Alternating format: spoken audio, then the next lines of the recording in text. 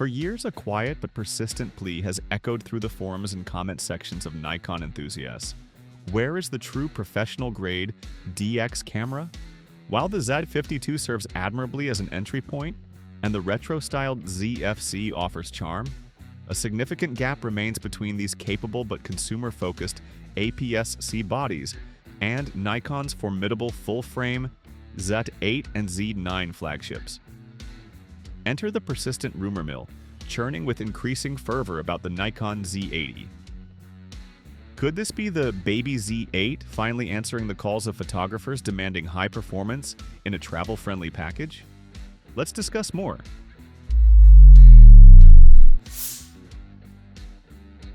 The core argument for a camera like the Z80 isn't just about specs.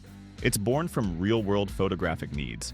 Many photographers, particularly those specializing in wildlife, travel, or hiking, find themselves in a bind.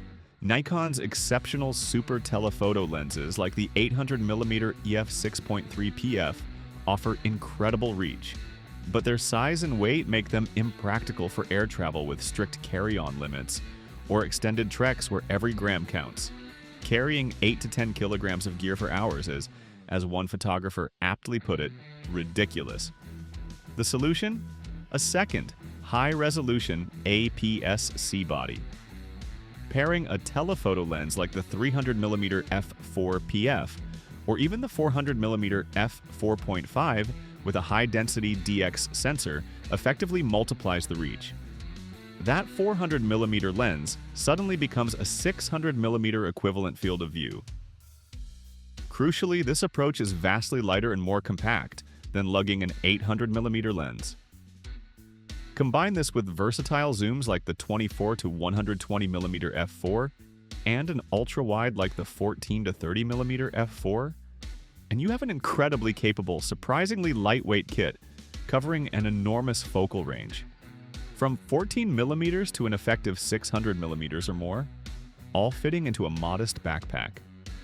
This is the dream scenario the Z80 promises: serious performance without the serious bulk. Fueling the anticipation are leaks from reputed sources suggesting Nikon is actively developing the Z80. While official confirmation remains elusive, the speculated features paint a picture of a camera designed to inherit significant DNA from its full-frame sibling, the Z8, scaled down for the DX format. Perhaps the most exciting rumored feature is the inclusion of Nikon's advanced hybrid IBIS system.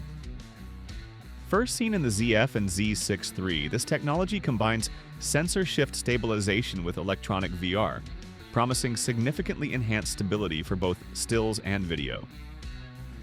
For handheld shooting in low light or with telephoto lenses, precisely the scenarios where the Z80 would shine, this could be transformative. At the heart of the Z80 is expected to be Nikon's latest and most powerful image processor, the Expeed 7.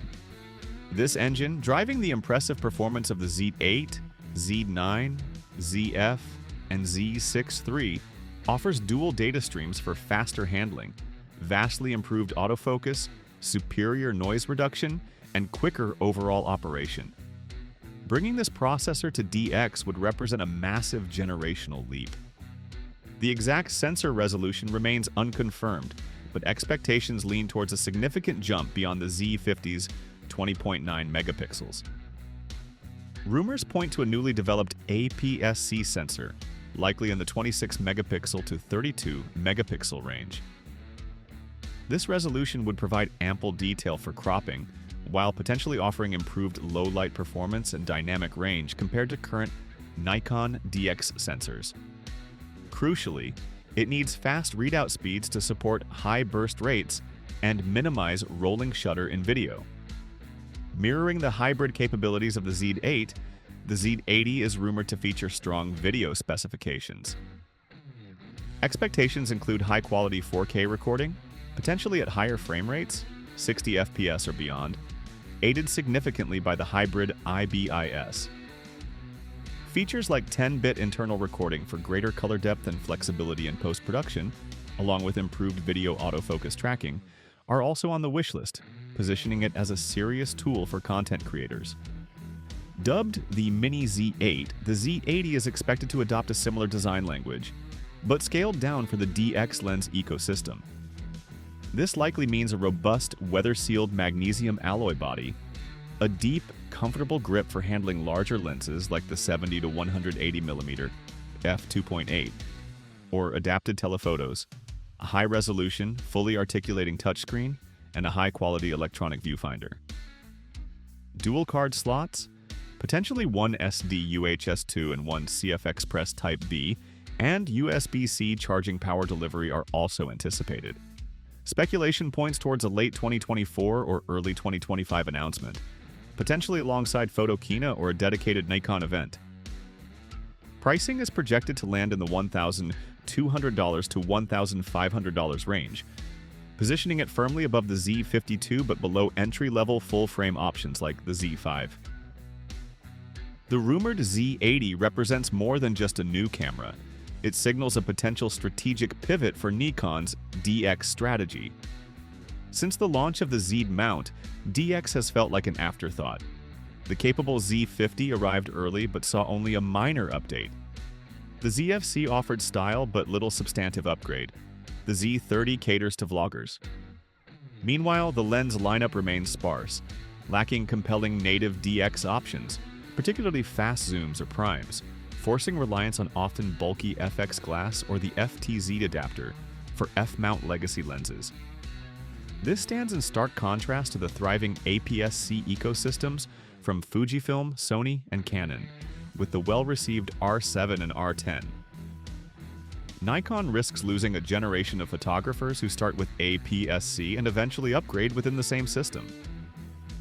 Beginners and enthusiasts seeking a capable, affordable, yet upgradable platform often look elsewhere due to Nikon's perceived neglect of the DX segment below the FX line.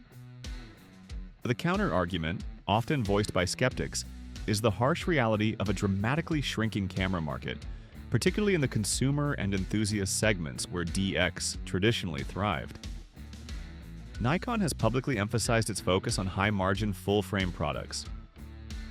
Developing a premium DX body like the Z80 alongside the necessary expanded lens support represents a significant investment. Is the potential customer base, photographers demanding pro features in a DX body for size, weight, or cost reasons, large enough to justify this? If launched as rumored, the Z80 would enter a competitive arena. Let's discuss the potential clashes. $1,399. The R7 is the current high-resolution APS-C benchmark, boasting a 32.5 megapixel sensor, 15 frames per second mechanical shutter, superb autofocus, and excellent IBIS. The Z80 would need to match or exceed the R7's resolution and autofocus performance while leveraging Nikon's superior video specs, 10-bit, and potentially better build quality Yash ergonomics to compete. Its full-frame siblings, like the R6 II, also loom large. Sony's latest premium APS-C offers a 26-megapixel BSI sensor, class-leading autofocus with AI subject recognition and strong video features. The Z80's potential advantages lie in handling deeper grip, hybrid IBIS performance, and integration within the Nikon ecosystem for existing users. Fuji is the APS-C specialist, with the X-T5 offering a 40-megapixel sensor, unique film simulations, and a vast native lens ecosystem. The Z80 would compete on pure performance, processor speed, autofocus, video capabilities, and potentially price. But Fuji's lens choices and dedicated APS-C philosophy remain a strong draw. The Z80's unique proposition would be its direct lineage to the Z8. Borrowing core technologies like the Expeed 7 processor and hybrid IBIS, packaged in a rugged, ergonomic DX body, could offer a compelling mini-flagship experience, unmatched by rivals focused solely on APS-C. For existing Nikon shooters invested in Z-mount glass, especially those with Z8/Z9 bodies, the Z80 would be a seamless, incredibly attractive second body. To be honest, the Z80's existence hinges on a critical calculation. Does Nikon believe the market for a premium, $1,400 DX camera is sufficiently large and profitable enough? especially when weighed against the undeniable contraction of the overall camera market and the company's stated focus on high-margin FX. Launching the Nikon Z80 without a concurrent push to expand the native ZDX lens lineup, potentially through aggressive third-party partnerships, would significantly undermine its appeal. Let's see what Nikon's plan is. Thanks for watching.